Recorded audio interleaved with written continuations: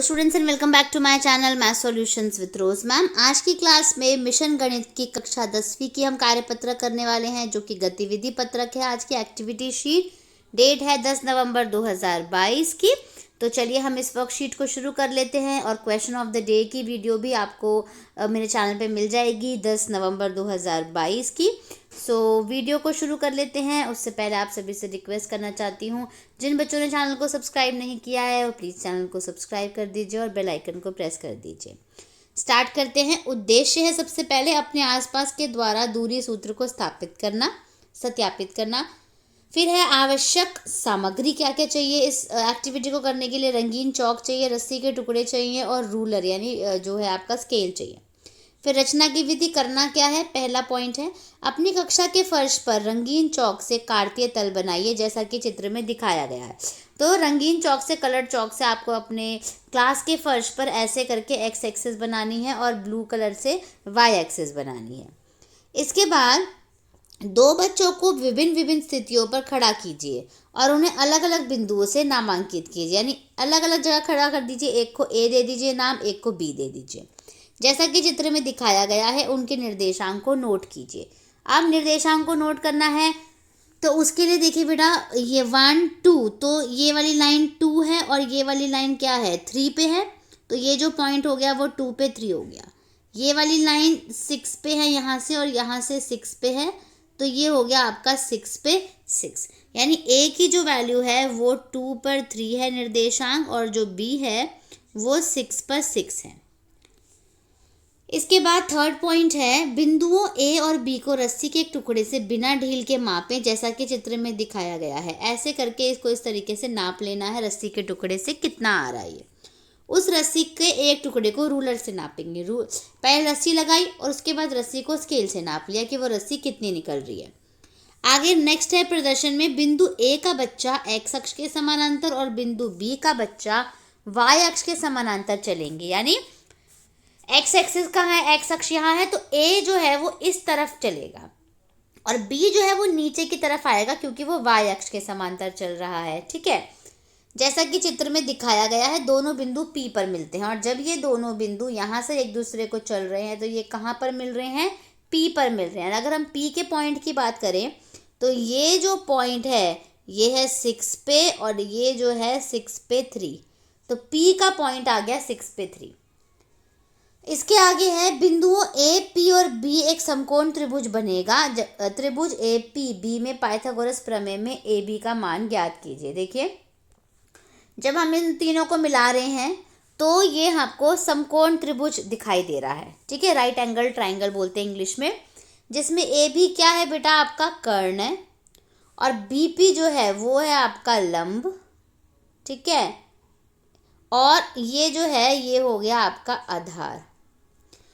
तो आपको Pythagoras theorem से, यानी कर्ण का स्क्वायर बराबर आधार का स्क्वायर प्लस लंब का स्क्वायर आपको निकालना है। ये हो गया कर्ण, आधार और लंब। अब आगे देखिए, इसी प्रकार दो अन्य बच्चों को लेकर उनके बीच की दूरी भी ज्ञात की जा सकती है। तो अलग अलग से बीच की दूरी ज्ञात करनी है। आगे प्रेक्षण, अब अलग अलग बिंदुओं के बीच की दूरी को मापकर निम्न तालिका को पूरा कीजिए। तो अब जैसे ये तालिका है, अब हमें इसको पूरा करना है, तो पहले समझ लेते हैं कि इस तालिका में किस किस तरीके से इसको टेबल को हमें पूरा करना है। ठीक है, चलो। तो coordinates of points with names, first, second and intersection. जो पॉइंट ए है वो 2 पे 3 है बेटा, अभी हमने देखा था। बी 6 पे 6 है और जो पी पॉइंट है, पॉइंट ऑफ इंटरसेक्शन, वो 6 पे 3 है। रोप की जो लंबाई आई है वो 5 सेंटीमीटर आ गई। तो ये आपका x1 हो गया, ये y1 हो गया, ये x2 हो गया, ये y2 हो गया। तो अगर आप पाइथागोरस थ्योरम से निकालोगे तो जो AP का स्क्वायर है वो 4 का स्क्वायर आएगा, क्योंकि ऐसे करके जो ट्राइंगल बना हुआ है ये आपका 5 बना है और इसके बीच जो डिस्टेंस है वो 4 का डिस्टेंस है। देखिए मैं आपको दिखाती हूँ इधर, 1 2 3 4। और BP की अगर बात करें तो 1 2 3, 1 2 3, 3 आ रहा है और 4 आ रहा है, तो 4 का स्क्वायर और 3 का स्क्वायर। 4 का स्क्वायर क्या होता है 16, 3 का स्क्वायर क्या होता है 9, दोनों को प्लस करेंगे कितना आ जाएगा 25 इज इक्वल्स टू 5, यानी 5 आ गया ना। ए बी, तो 5 हमें पहले से ही पता था। अगर अब हम एनालिसिस की बात करें तो 4 का स्क्वायर 3 का स्क्वायर यहाँ से हमें मिल गया।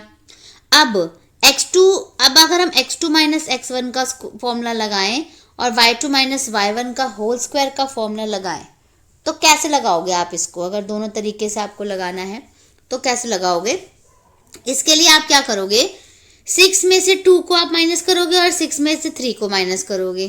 तो 6 में से 2 माइनस किया, क्या बचा 4, और 6 में से 3 माइनस किया, क्या बचा 3। तो ये भी ठीक आ रहा है एनालिसिस। अब ये तो ए और बी का निकाला है। अगर हमें जैसे ये हो गया आपका ए और बी का, ठीक है। अब अगर ए बी की जगह हमें दे रखा होगा बी, ए बी हो गया, ए और पी का निकालना है। सपोज ए और पी का निकालना है, ठीक है। तो ए पॉइंट हो गया हमारा कौन सा, 2 और 3, और पी पॉइंट हो गया 6 और 3, ठीक है। तो फर्स्ट पॉइंट हमने यहाँ पे लिख दिया 2 और 3, यहाँ पे लिख दिया 6 और 3, और जो जहाँ पे मिल रहे हैं वो हो गया आपका 6 और 6 मिल रहे हैं यहाँ पे, ठीक है।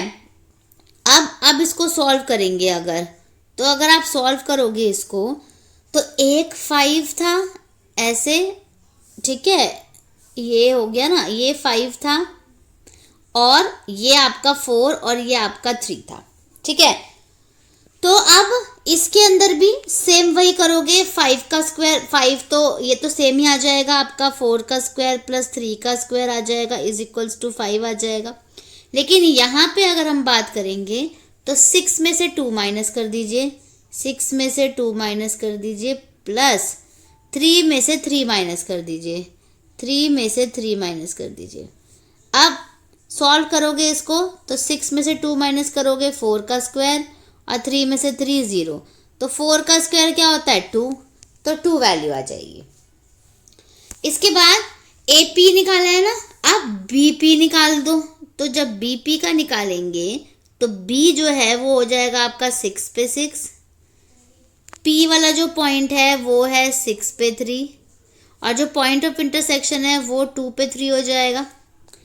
तो इसका जो डिस्टेंस है वो कैसे निकलेगा, देखो यहाँ पे मैं इसका डिस्टेंस बता देती हूँ। इसका जो है वो निकलेगा 6 में से 6 माइनस कर दोगे, प्लस ये अंडर रूट का स्क्वायर, प्लस 3 में से 6 माइनस कर दो, 3 में से 6 माइनस कर दो, तो 6 में से 6 गया 0 और 3 में से 6 गया 3, तो यहाँ पे 3 का स्क्वायर करोगे 9 आ जाएगा, और 9 किसका स्क्वायर होता है, अल्टीमेटली 3 का होता है। तो देखिए 2 और 3 मिल करके क्या बन गया 5। तो इस तरीके से आपको सॉल्व करना है। ए पी की वैल्यू अलग से निकालनी है और बी पी की वैल्यू अलग से निकालनी है। ये वाला ए पी वाला है, ये पूरा का पूरा जो है, ये डार्क लाइन में ऐसे डाल देती हूँ, पता चल जाएगा।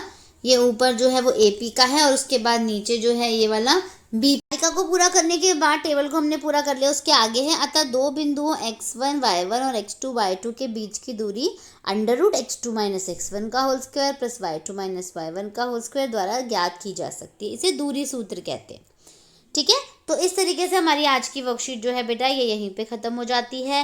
Thank you students for watching this video. फिर मिलेंगे हम एक नई वीडियो में नई वर्कशीट के साथ। वीडियो को लाइक शेयर एंड चैनल को सब्सक्राइब कर दीजिए।